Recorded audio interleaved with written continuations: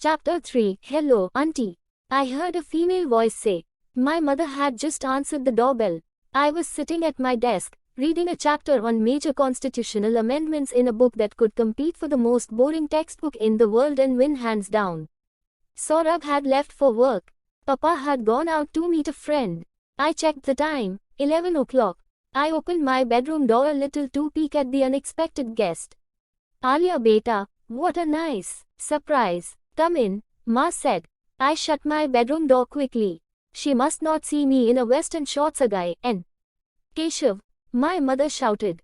I ran to my closet and pulled out a pair of jeans and a shirt. My mother opened the bedroom door. She found me buttoning up my shirt. What are you doing? My mother said.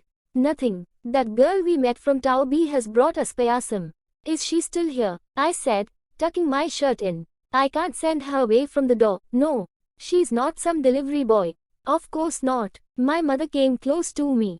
She sniffed my neck. What are you doing? I said, checking if your smell should have taken a bath before wearing a fresh shirt. It's fine, Ma, I said.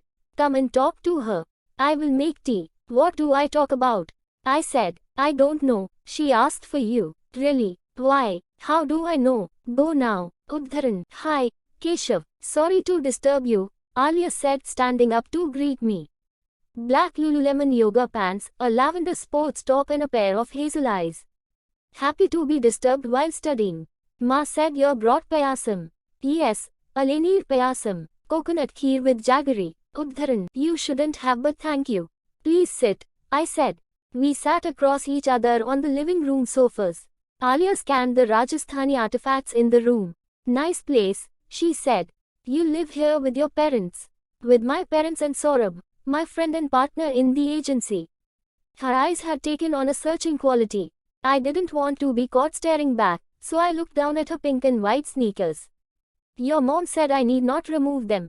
I brought my eyes back to her face. There's no need, your partner is around. No, he has a day job. Actually, I wanted to see you. Regarding your detective work, my mother came in from the kitchen. I took the tray with tea and mithai from her. Auntie, you are being too formal. And all this mithai, I have to go to the gym now and burn calories. You are so skinny already, my mother said. You can't be the only one feeding us. Here, try the gujia. I made it myself. Alia took a bite of the crescent-shaped sweet. Oh, it is delicious, she said. You wanted to talk about something related to my detective work, I said. My mother looked at Alia and me with her mouth slightly open. Do you have many cases right now? Alia said. Not really. Ever since the lockdown, business is slow. I keep telling him not to do all this detective stuff, my mother said. Such a waste of time. I gave my mother a firm look. I need your help, Keshav, Alia said. I turned to Alia, surprise. What kind of help? I said. I have a case for you. In fact, that is why I asked your parents to call you downstairs that day. My mother put her cup of tea down and looked at Alia. Auntie, I've seen you and uncle take a walk downstairs several times. Someone told me your son is a detective. That's why I approached you, actually. Oh, my mother said. What kind of case exactly? I said. I didn't want another, my maid stole my necklace, type of case. My daughter, she said in a serious tone. The one we met, Sohana, I said. Alia shook her head. I have another one, Saya, Alia said. Manish and I have 2 kids. Manish is your husband, Ma said. Yes, Manish Arora. What does he do? Ma said. He's a jeweler, family business. He runs the online part of it, Alia said.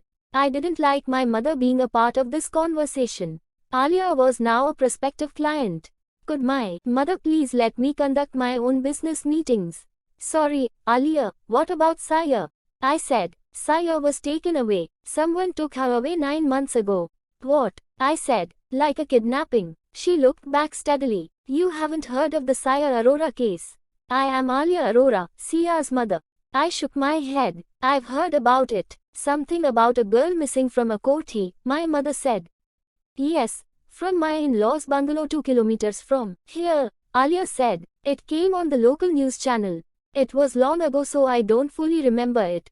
Police suspected someone in the family, I think. The police don't know anything. Just theories floating around, Alia said.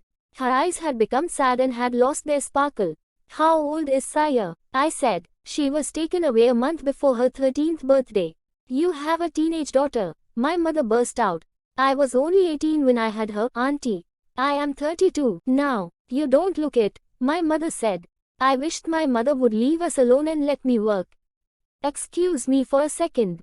I need to take notes, I said. I went to my bedroom. I collected a notebook, a pen and my laptop from the table. Ma, I called from the bedroom. Why are you shouting? She said, COM1, NG1, N. May I talk to Alia alone about the case? Please, I said. Why? What is the harm if I am there? It's work. She's a client now, not a neighbor you can feed gujias. My mother's chin went up a little. She's a guest in my house. Fine, you met her. But now please give me and my client some privacy. Privacy, my mother said. Yes, client detective privacy. Leave us alone. You have the guts to throw me out of my own living room. Will you try this with your father? I am not throwing. Before I could complete my sentence, she stormed out of the bedroom to the kitchen, where she banged pots together to register her protest. I ignored her and returned to the living room. Found my laptop. Mind if I take notes? I actually appreciate your taking so much interest. You obviously went to the police. I said, of course. Police, media, neighborhood appeals. We tried our best. What happened then? We couldn't find her, or even find out what happened to her. So, the police are still looking. Alia shook her head. It's become a cold case for them. Even my family feels it is best to move on. And what about you? I said. I will never stop looking. And I can never move on, Alia said. I am sorry, I said. A tear escaped her eye. I handed her a tissue. The pressure cooker whistle from the kitchen broke the silence. I went up to the kitchen door and gently shut it, ignoring my sulking mother. I came back and sat down on the sofa again.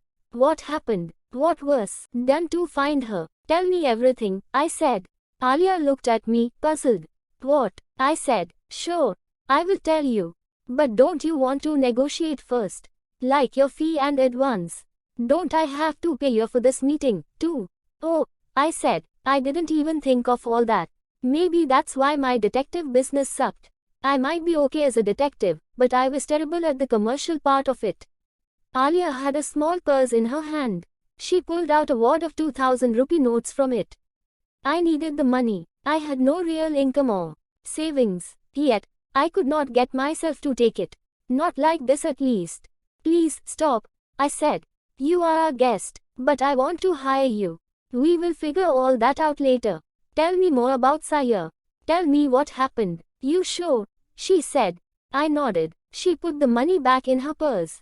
She closed her eyes to compose herself. I opened a new Word document on my laptop to type in my notes. She opened her eyes. It happened last year on the 7th of September. The worst night of my life, she said.